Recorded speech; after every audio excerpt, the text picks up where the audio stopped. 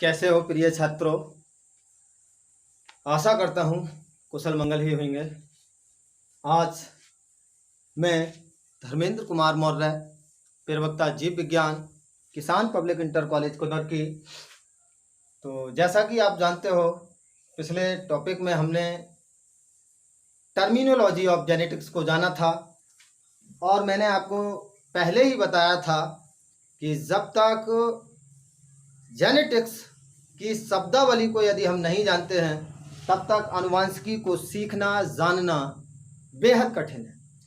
तो dear student, हम already terminology of genetics को जान चुके हैं। आज हम चर्चा करने वाले हैं मेंडल के आनुवंशिक नियमों पर। उसने किन नियमों को किस आधार पर अपने नियमों का प्रतिपादन किया था। यहाँ पर एक बात और बताना चाहूँगा डियर स्टूडेंट, जैसा कि पिछले टॉपिक में हम जान चुके हैं, मेंडल एक ऐसा वैज्ञानिक था जिसको अपनी मेहनत के लिए बाद में सम्मानित किया गया था। ये बड़ी विडंबना रही थी मेंडल के साथ। यानी कि इतनी बातों में आप समझ लीजिए, मेंडल के नियमों का प्रतिपादन करने वाला मेंडल स्वयं नहीं था। मैंने आपको पहले ही बताया था, 3 वैज्ञानिक, शारमैक, ह्यूगो डी विलिस, इन वैज्ञानिकों ने मेंडल के जो निष्कर्ष थे, नियम थे, उनको स्टडी किया और उनके नियमों को आगे प्रकाशित किया गया था। तो हम शुरू करते हैं। मेंडल के जो नियम हैं वो किस आधार पर दिए गए हैं। तो सबसे पहले हम नियम की बात करते हैं डियर स्टूडेंट। सबसे पहला नियम मेंडल ने दिया था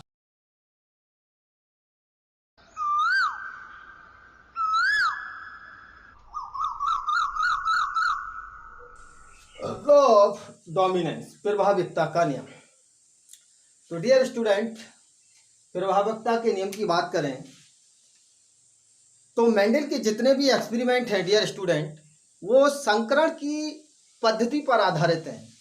मेंडल ने क्या करा था, 2 विपरीत लक्षणों वाले, जैसा कि हम ऑलरेडी पहले ही हम बता चुके हैं कि मेंडल ने 7 विरोधी लक्षणों, 7 विपर्यासी लक्षणों, जो कि फली की आकृति, फली का रंग, बीज का रंग, तने की आकृति, तने की लंबाई, फूलों का रंग, इन पर अपना संकरण का प्रयोग किया था। तो प्रभाविकता का नियम भी संकरण की पद्धति पर आधारित है। सारे नियम ही मेंडल के संकरण की प्रवृत्ति पर आधारित है।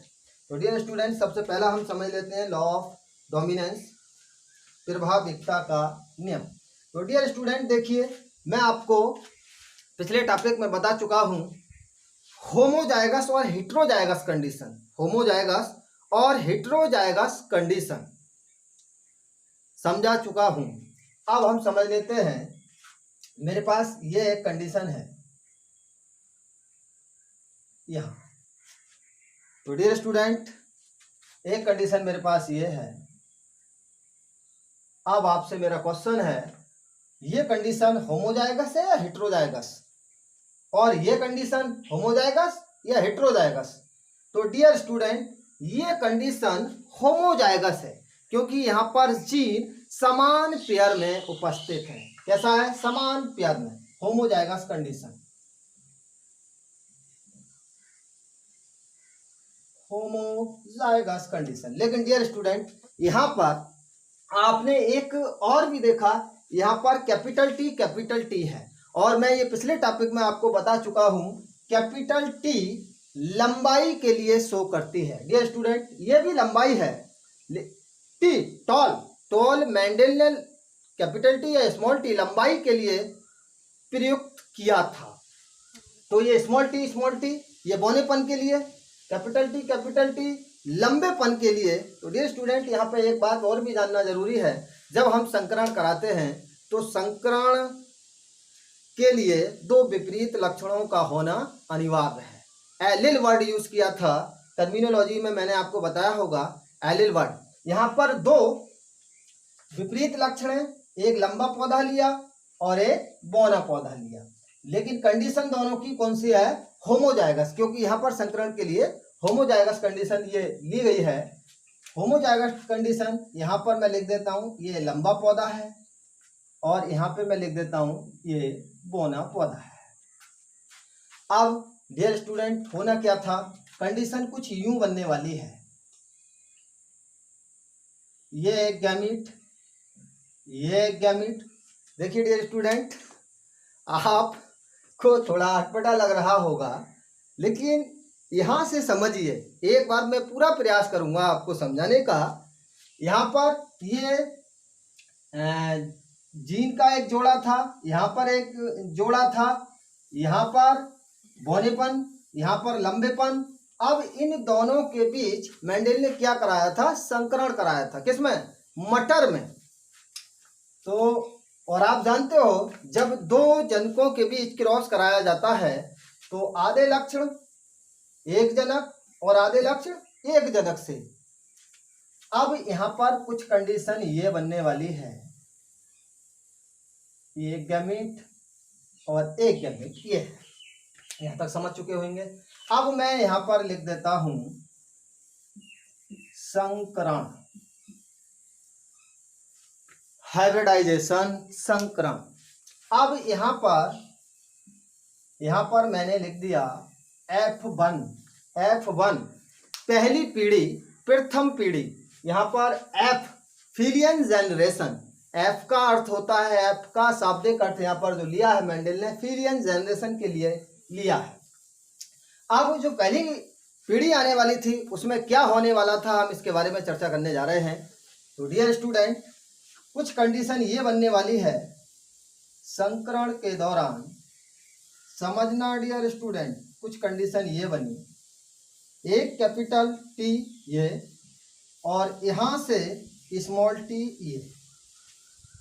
फिर समझेंगे, एक गैमीट, कंडीशन कुछ ये आई, कंडीशन कुछ ये आती है। अब हमने कंडीशन को ये देखा, एक गैमीट ये और एक गैमीट ये, कंडीशन कुछ ऐसी आई। अब हम आगे देखते हैं, मैं यहाँ पर दूसरा कलर यूज करता हूं। अब कंडीशन कुछ यूं आने वाली है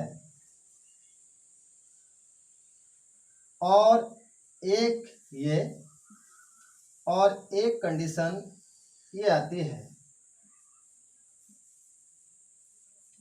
अब हम यहां पे भी देख लेते हैं, एक ये और ये। तो डियर स्टूडेंट, कुछ कंडीशन बनने वाली ये है।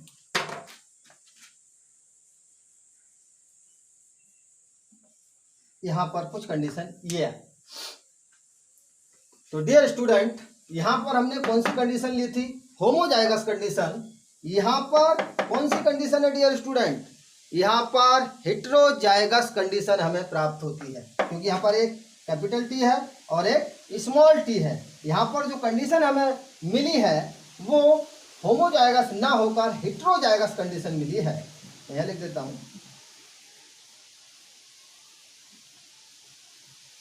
Heterozygous condition. अब डियर स्टूडेंट, यहां पर एक बात और समझनी है आपको। यहां पर ये जो कैपिटल टी है ये स्मॉल टी को ढक रही है, स्मॉल टी को ढक रही है। ये जो कैपिटल टी है ये एक प्रभावी जीन है। देखिए यहां पर कुछ यूं समझिए, प्रभावी जीन में है, लिख देता हूं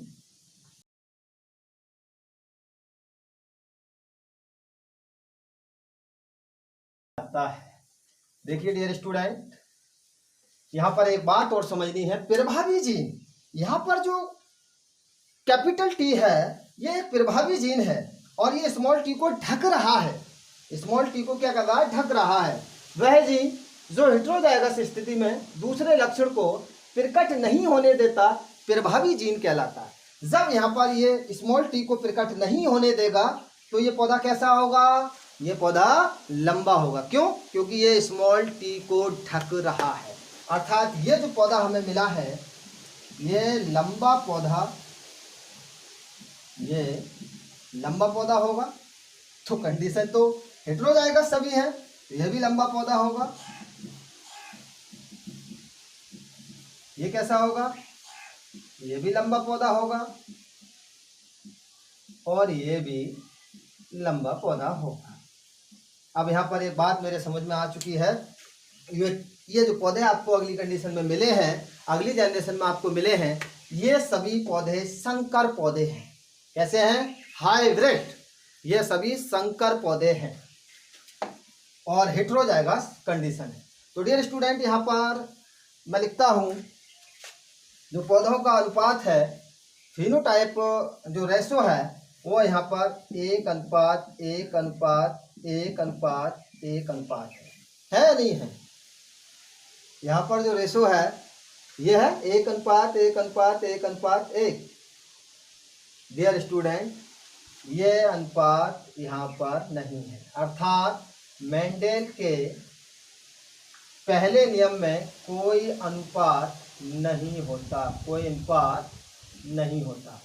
ये सिर्फ मैंने आपको कंफ्यूज करने के लिए लिखा, क्योंकि आप जानते हो डियर स्टूडेंट, अनुपात वहाँ होता है जब दो डिफरेंट टाइप की प्रजातियां, डिफरेंट टाइप के लक्षण होते हैं। यहाँ पर तो डियर स्टूडेंट सभी लंबे पौधे थे और सब हेटेरोजाइगस कंडीशन थे। सब कैसी कंडीशन में है? हेटेरोजाइगस कंडीशन में। तब यहाँ पर कोई भी अनुपात नहीं होगा। तो डियर स्टूडेंट, ये था आपका प्रभाविकता का नियम, लॉ ऑफ डोमिनेंस, जो पहली पीढ़ी पर आधारित है। मैंने कुछ यूं याद किया है, कुछ सोचते होंगे बच्चे पता नहीं सर कैसे याद रखते हैं। मैंने कुछ यूं याद किया कि पहली पीढ़ी पर पहला नियम और दूसरी पीढ़ी पर दूसरा नियम। तो अब देखते हैं हम दूसरे नियम के बारे में। तो डियर स्टूडेंट, आशा करता हूं ये कुछ आपके समझ में आ गया होगा। तो अगला नियम दिया मेंडल ने। देखिए डियर स्टूडेंट, करा क्या था, मेंडल ने मटर का जीना हराम कर रखा था। मटर पर बार बार लगातार प्रयोग किए थे। और अगला जो नियम है वो कुछ यूं दिया था, दूसरा नियम पृथक्करण।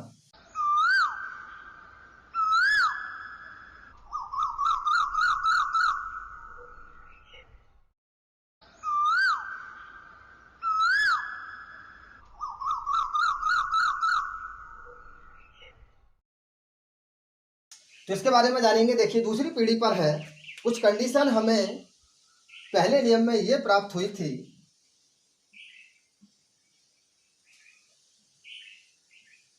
ये कंडीशन हमें प्राप्त हुई थी। अब एक गैमीट हमें ये मिला और एक गैमीट हमें ये मिला, एक गैमीट हमें ये मिला और एक गैमीट हमें ये मिला। डियर स्टूडेंट, ये भी याद रखने वाली बात है, पृथक्करण जैसा कि नाम से शो हो रहा है, पृथक, अलग अलग। मेंडल ये कहता है किसी भी दो विपरीत लक्षणों वाले जनकों के बीच क्रॉस कराएं, बट उसमें एक समय ऐसी कंडीशन आ जाती है कि उसमें अलग अलग पुनः शुद्धता प्रकट होती है। जो हमने होमोजाइगस कंडीशन ली थी, जो हमने होमोजाइगस कंडीशन ली थी, वही कंडीशन हमें एक समय पर प्राप्त होती है, अलग अलग हो जाती है। तो देखते हैं इस नियम के बारे में। कंडीशन हमें ये प्राप्त हुई थी संकरण। मैंने पहले ही बताया क्रॉस तो संकरण तो सब में होना ही है, संकरण। और कौन सी पीढ़ी है ये? F2, दूसरी पीढ़ी, फिलियन जनरेशन 2। तो कंडीशन कुछ यूं आई थी। अब इसमें कंडीशन में हमने देखा ये होमोजाइगस कंडीशन है, हमने कौन सी कंडीशन ली थी? हेटेरोजाइगस कंडीशन ली थी। अब यहाँ पर हमें होमोजाइगस कंडीशन में एक पौधा हमें कैसा मिला था? होमोजाइगस कंडीशन ये, और ये भी कैसी कंडीशन है? होमोजाइगस। ये दोनों पौधे होमोजाइगस कंडीशन के हैं, अर्थात ये लंबा पौधा होमोजाइगस कंडीशन, ये कैसा है? बौना पौधा, अर्थात कौन सी कंडीशन में है? होमोजाइगस, समयुग्मजी, समयुग्मजी बौना पौधा। अब यहाँ पर दो पौधे हमें ऐसे मिले थे जो हेटेरोजाइगस कंडीशन में है। कौन सी कंडीशन है ये? हेटेरोजाइगस।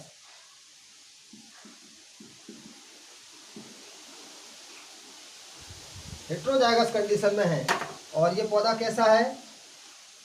लंबा और ये पौधा भी लंबा, क्योंकि यहाँ पर कैपिटल टी स्मॉल टी को ढक रहा है। यहाँ पर कैपिटल टी यानी लंबाई का लक्षण बौनेपन के लक्षण पर प्रभावी है, हावी है। तो डियर स्टूडेंट, अब यहाँ पर एक बात और हमें समझनी है दूसरे नियम में, और वो है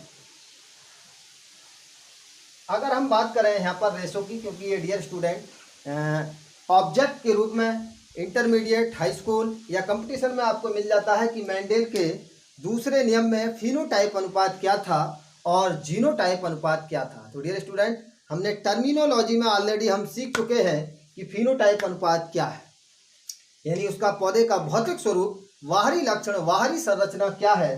तो डियर स्टूडेंट, यहाँ पर मुझे दिखाई दे रहा है एक पौधा कैसा है, यहाँ पर बौना पौधा। दो पौधे मुझे यहाँ पर दिखाई दे रहे हैं, दो पौधे मुझे यहाँ पर दिखाई दे रहे हैं लंबे पौधे।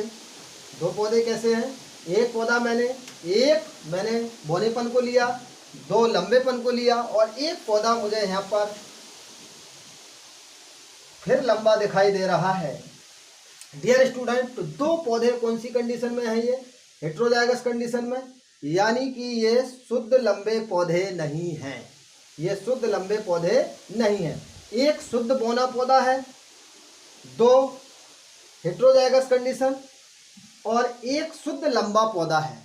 अगर हम बात करें ये कौन सी कंडीशन का मैंने रेशो लिया है, तो डियर स्टूडेंट ये मैंने जीनी स्वरूप लिया है, यानी कि जीनोटाइप अनुपात।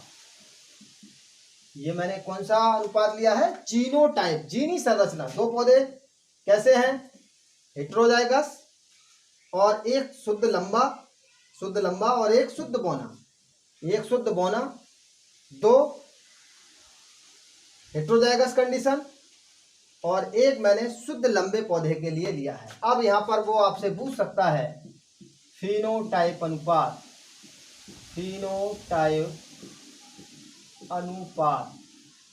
फिनोटाइप अनुपात की अगर बात करें तो यहाँ पर हमें लंबा कितने पौधे लंबे हैं, तीन। कितने पौधे हैं यहाँ पर, तीन लंबे पौधे, एक दो तीन, तीन पौधे लंबे और एक पौधा क्या है, बौना। तो मैंने तीन लंबे के लिए, चलो मैं यहाँ लिख देता हूँ, तीन लंबे पौधे और एक बौना पौधा,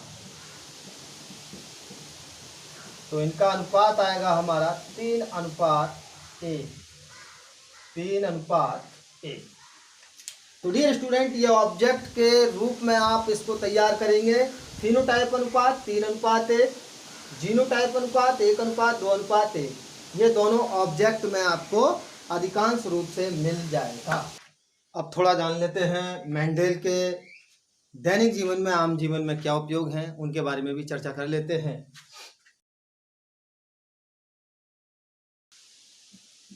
दैनिक जीवन में उपयोग,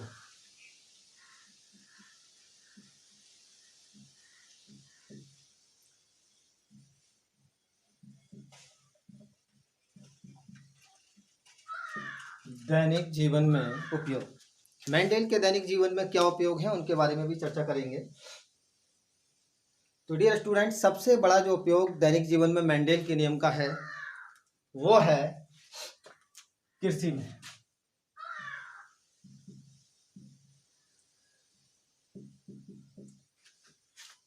देखिए डियर स्टूडेंट, अगर प्रेजेंट टाइम की मैं बात करूं तो प्रेजेंट टाइम में अभी मेरे यहाँ शाम की ही बात है, कल शाम की,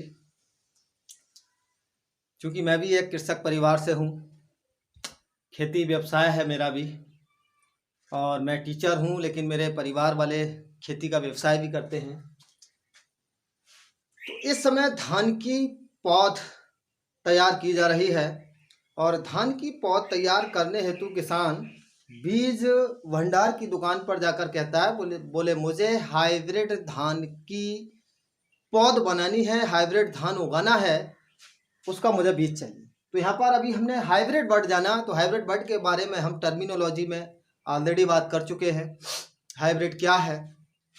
तो कृषि में डियर स्टूडेंट इतना हम जानते हैं, सभी जानते हैं कि हाइब्रिड बीज की जो पैदावार है, उत्पादन क्षमता है, वो देसी बीज की अपेक्षा कई गुना अधिक होती है। तो सबसे पहली चीज़, ये हाइब्रिड के बारे में तो हम जान चुके हैं। तो सबसे पहला तो कृषि के क्षेत्र में इसका उपयोग कृषि विश्वविद्यालय पंतनगर हमारा नए बीज उत्पादन के लिए निरंतर कार्य कर रहा है। वहाँ पर दो विपरीत एक ही कुल के पौधों में दो लक्षणों वाली प्रजातियों के बीच क्रॉस कराकर, संकरण कराकर नई वैरायटियाँ, हाइब्रिड बीजों का उत्पादन किया जाता है, जिससे हमारे देश की उत्पादन क्षमता, गेहूं हो, धान हो, कुछ भी हो, हमारे देश की उत्पादन क्षमता कई गुना बढ़ी है, जिसको हम कहते हैं हरित क्रांति। हरित क्रांति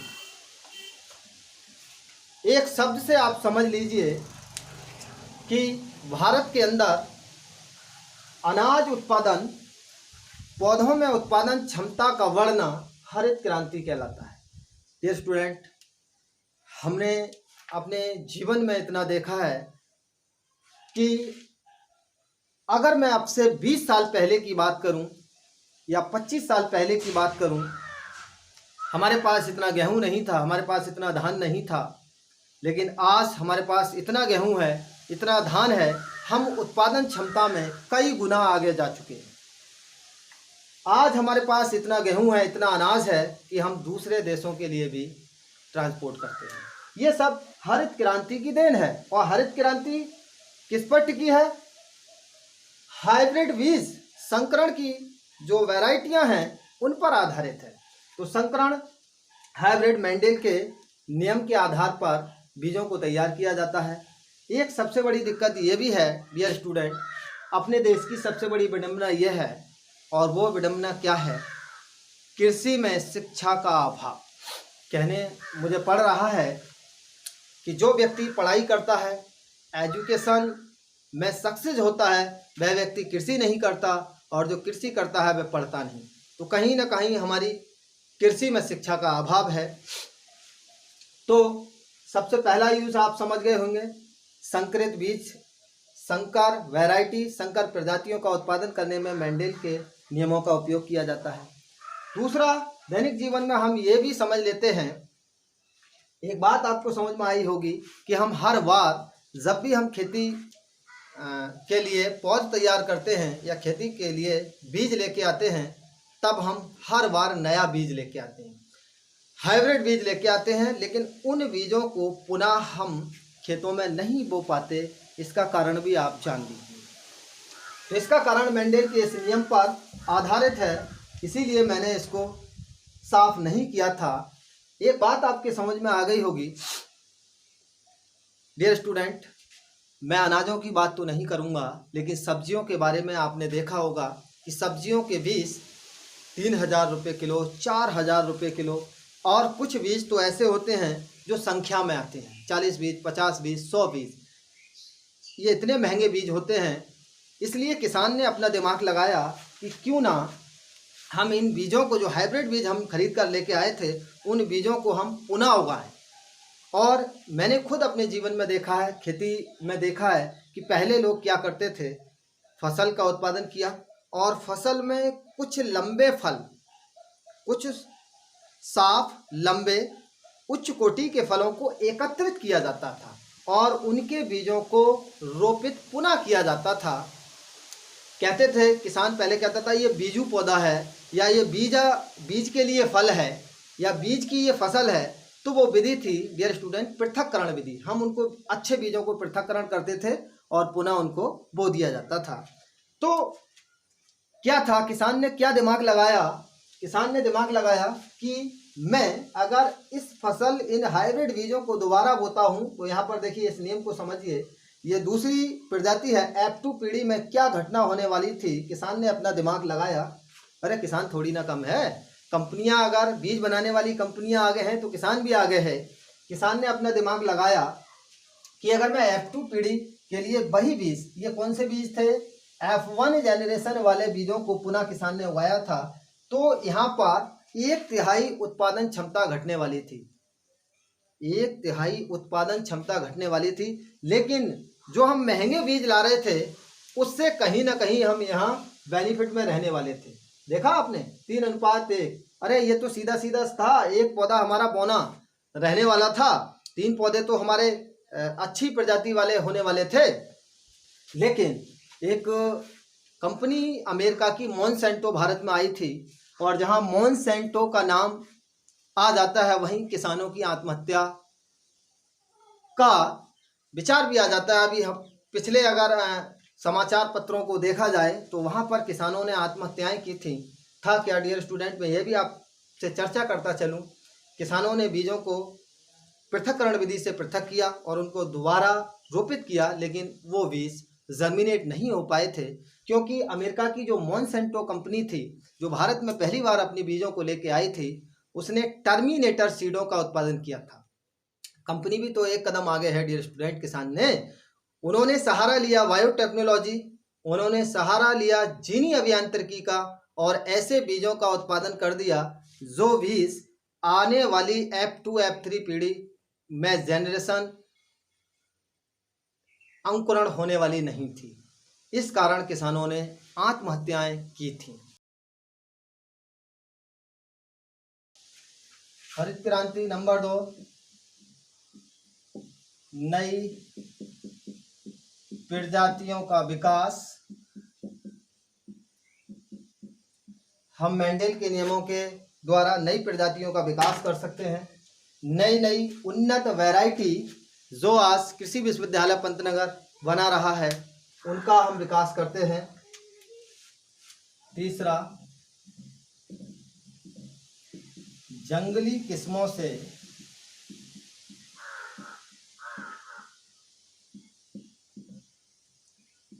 घरेलू किस्मों का विकास। डियर स्टूडेंट, यहाँ पर मैं एक बात बताना चाहूँगा, गेहूं, चावल ये सब घास कुल के पौधे हैं और इनकी प्रजाति का कोई ना कोई पौधा जंगल में जरूर पाया जाता है। तब हम मेंडेल के नियमों के अनुसार जंगली किस्मों से घरेलू किस्मों का विकास कर सकते हैं। और अगला, सूखा सहने वाली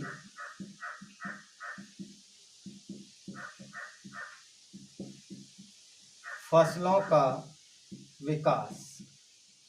डियर स्टूडेंट, अब हमने दिमाग लगाया कि हम ऐसे बीजों का उत्पादन करें मेंडेल के नियम अनुसार जो सूखा वाले क्षेत्रों में हो जाए और उत्पादन क्षमता उनकी अधिक हो जाए। तो यह भी मेंडेल के नियमों के द्वारा पॉसिबल है। मैं एक बात बताऊं आपको, ये बात शायद सन 2004 या 3 की होगी। उस समय मैं हाई स्कूल में था, 4 में हाई स्कूल मैंने किया था। उस समय एक धान की वैरायटी आई थी जिसका नाम था गोविंदा। वो वैरायटी ऐसी थी, वो बिना पानी के उत्पादन हो जाता था, लेकिन उसका उत्पादन जो क्षमता थी वो बहुत ही कम थी, इसलिए किसानों ने उस वैरायटी का तिरस्कार किया था। तो हम मेंडेल के अनुसार सूखा सहने वाली फसलों का विकास कर सकते हैं। इसके बाद मानव में आनुवांशिक रोगों का पता लगाना। मेंडेल के नियमानुसार मानव में कुछ आनुवांशिक रोग जैसे हीमोफीलिया, वर्णांता जैसी बीमारियों का हम पूर्वानुमान लगा सकते हैं। मान लीजिए कोई व्यक्ति इस बीमारी से ग्रस्त है, उसकी शादी एक नॉर्मल स्त्री से होती है, तब उसमें किस रेशो में ये रोग पहुंचेगा हम मेंडेल के नियमों के अनुसार पता लगा सकते हैं। तो ये थे डियर स्टूडेंट मेंडेल के